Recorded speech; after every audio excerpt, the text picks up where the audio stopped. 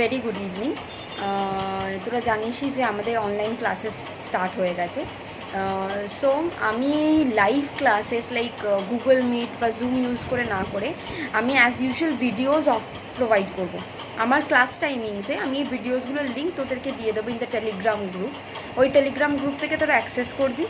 Access হয়ে গেলে তারপরে ধর সাপোজ আমার ক্লাস টাইমিং হচ্ছে ফ্রম 5 to 5:30 সাপোজ।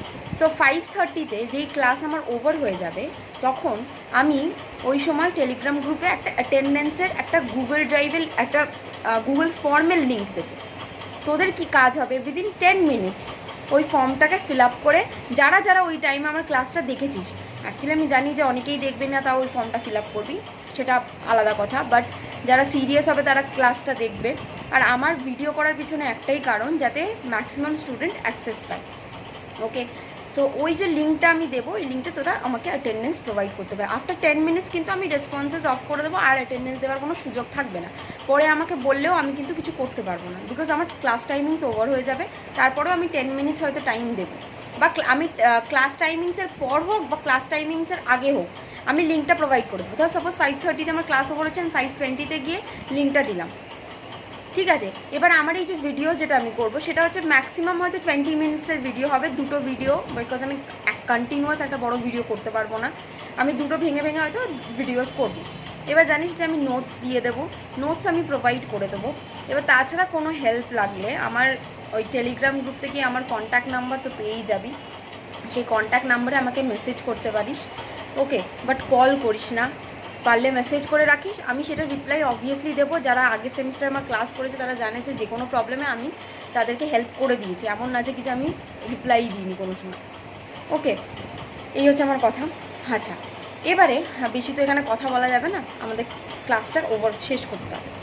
আচ্ছা, এবার দেখ, আমি পড়াবো হচ্ছে ইন্ডিয়ান ফাইন্যান্সিয়াল সিস্টেম, পড়াচ্ছি কি ইন্ডিয়ান ফাইন্যান্সিয়াল সিস্টেম। এবার ইন্ডিয়ান ফাইন্যান্সিয়াল সিস্টেমের আমি যেটা পোর্শন স্টার্ট করবো সেটা হচ্ছে ক্যাপিটাল মার্কেট। আমি যে পোর্শনটা স্টার্ট করবো দ্যাট ইজ ক্যাপিটাল মার্কেট।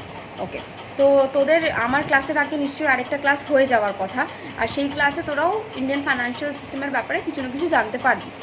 তাও আমি ফাইন্যান্সিয়াল সিস্টেম কাকে বলে সেটা দিয়ে স্টার্ট করি।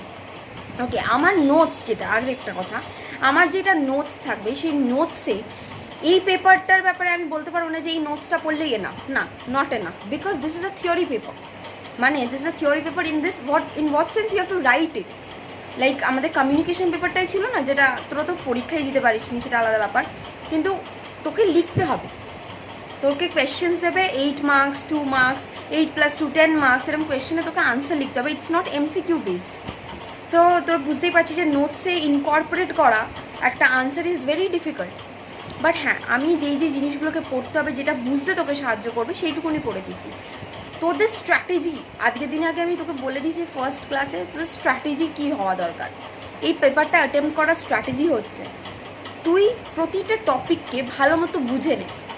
যে কোনো বই কিনবি, যখনই কিনিস টপিকটাকে ভালো মতো আন্ডারস্ট্যান্ড করে নি। Try to understand the topic, try to memorize the points inside each and every topic. তারপরে নিজের ভাষায়, নিজের ল্যাঙ্গুয়েজে সেটাকে বানিয়ে লেখ, because learning each and every topic and each and every question is very difficult. হবে না, তোদের এমসিকিউ করে করে এমনই একটা অভ্যাস হয়ে গেছে যে কি যে এই মুখস্থ করাটা বা মুখস্থ করে লেখাটা যখন করবি দেখবি প্রচণ্ড ডিফিকাল্টি ফেস করছিস for the first time. But যদি এখন থেকে তোর সাপোজ আমি বললাম what is capital market, write down what is capital market in 5 marks, তাহলে তোকে লেখা প্র্যাকটিসটা রাখতে হবে। অনেকে বলবে যে কি যে দিস পেপার, মানে এই পেপারে মার্কস ওঠে না, হ্যাঁ না, মার্কস ওঠে, চেষ্টা করলে সব কিছুতে ওঠে, মার্কস চেষ্টা করলেই আসবে, বাট কি পড়তে হবে। এমনও হয়েছে অনেকে খালি খাতা জমা দিয়েছে, না পড়লে তো কিছু করার নেই। বাট এইখানে তুই যদি বুঝে যাস তুই নিজে বানাতে পারবি, সে বাংলায় যারা পড়ছে আর যে ইংলিশে যারা পড়ছে সবাই বানাতে পারবে। কারেক্ট, এই পেপারে কিন্তু মার্কস স্কোর করার অনেক সুযোগ আছে, এমন না যে সুযোগ নেই। একটা থিওরি পেপার তুই তোদের মানে নিজের মনের মতো বানাতে পারবি, তোর নিজের ল্যাঙ্গুয়েজ, এমন না যে বুকিশ ল্যাঙ্গুয়েজই তোকে লিখলেই তুই মার্কস পাবি, এমন না। বাট হ্যাঁ, ঠিক জিনিসটা লিখতে হবে। প্রথমে লিখে মাঝে একটা গান লিখে দিলাম, নট ওইসবে তো মার্কস পাবি না, ঠিক জিনিসটাকে লিখতে হবে। তো আমার মেন অবজেক্টিভ হবে এই পেপারটাতে মানে এই চ্যাপ্টারের আমি চেষ্টা করেছি নোটসটাকে একটা ব্রিফে বানানোর, সেইটাই আমি ইচ অ্যান্ড এভরি পয়েন্ট তোদেরকে ক্লাসে এক্সপ্লেন করবো, মানে এই থ্রু ভিডিওস যতটা পসিবল এক্সপ্লেন করবো। তোদের কাজ হবে হচ্ছে এগুলোকে নিজেদের এতে ল্যাঙ্গুয়েজে লেখা খাতায় প্র্যাকটিস করা। আমি পরবর্তীকালে কোয়েশ্চেন্স দেবো, সবই দেবো, সব করবো, যতটা আমার পক্ষে সম্ভব তোদের জন্য ইজি করে দেওয়া। I will try each and everything, ঠিক আছে? So let's start. So first we are talking about what. আজকে আমি ছোটোই ক্লাস নেবো, লেটস মানে ধর ওই 20 মিনিটস হার্ডলি ক্লাস নেওয়া হবে, বিকজ ভিডিওতে এর থেকে বেশি পসিবল না, বাট শেষ হয়ে যাবে, সেটা নিয়ে চিন্তা করিস না। ওকে, সো ফার্স্ট হচ্ছে আমি যেটা কথা বলছি হচ্ছে ইন্ডিয়ান ফাইন্যান্সিয়াল সিস্টেম। এবার আমাকে জানতে হবে আমি ইন্ডিয়ান ফাইন্যান্সিয়াল সিস্টেমের ব্যাপারে যখন কথা বলছি, when we are talking about Indian financial system, the first thing that we need to know is what is financial system. What is financial system? We are talking about India, it's fine, but what is financial system that we are talking about? Okay, so first আগে আমি বলি the financial system. Okay, the term financial system or financial system is divided into two parts, finance and system, correct? Finance and system. So আমাকে আগে তাহলে জানতে হবে যে financial system কি, তাহলেই আমি বুঝতে পারবো যে what is financial system. So finance হচ্ছে, ফিনান্স মানে flow of fund from the surplus sector to the deficit sector. Flow of fund from the surplus sector to the deficit sector. What is surplus sector? Surplus sector মানে হচ্ছে যাদের কাছে টাকা পয়সা আছে, access মানি রয়েছে, সারপ্লাস আছে। সারপ্লাস কথাটা মানে কি? এক্সেস মানি রয়েছে, তারা যখন ডেফিসিট সেক্টরে ইনভেস্ট করে, ডেফিসিট মানে যাদের কাছে কম, যাদের কাছে টাকা নেই, তারা যখন ইনভেস্ট করে সেটাকে বলি হচ্ছে আমরা ফিনান্স। তাহলে flow of fund from the surplus sector to the deficit sector. Surplus sector থেকে ডেফিসিট সেক্টরে যখন ফান্ড ফ্লো হচ্ছে, ঠিক আছে, তখন সেটাকে আমি বলবো হচ্ছে কি ফিনান্স। এবার ধর এটার এক্সাম্পল কি, ধর আমাদের যে নর্মাল আমরা ধর কী করি, আমরা আমাদের যত খরচ হয়ে যাওয়ার পর দেখবি বাবারা কী করে, আমাদের বাবারা দেখবি টাকা ব্যাংকে সেভ করে, বা বাবা, কাকা, জেঠু, মা সবাই দেখবি ব্যাংকে সেভ করে।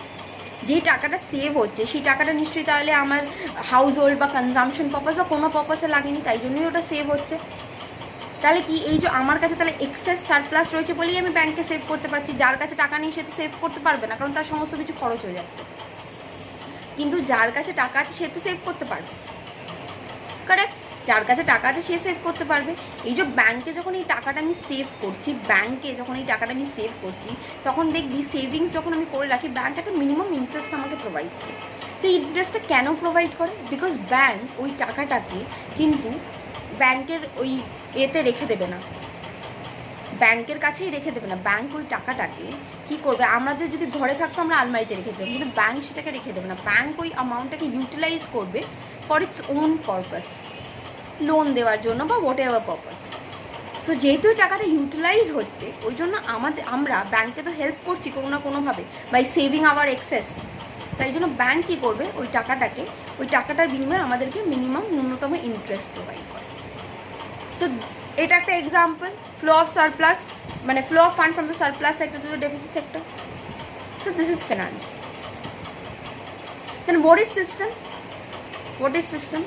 নাও সিস্টেম হচ্ছে, সিস্টেম মানে হচ্ছে, system refers to a set of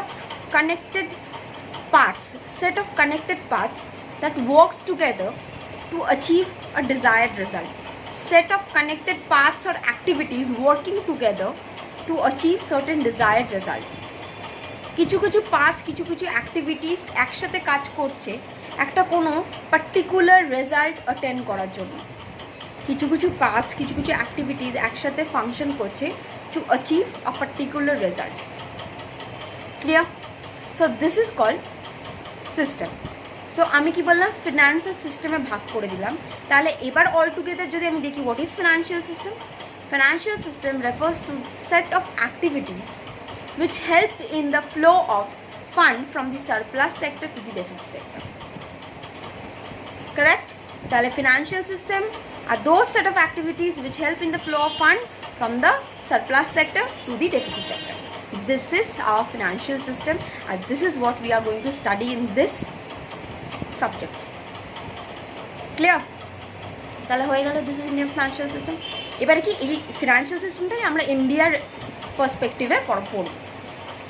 ওকে, আর আমার যে পোর্শন সেটা হচ্ছে ক্যাপিটাল মার্কেট, আমার পোর্শন হচ্ছে ক্যাপিটাল মার্কেট। ফাইন।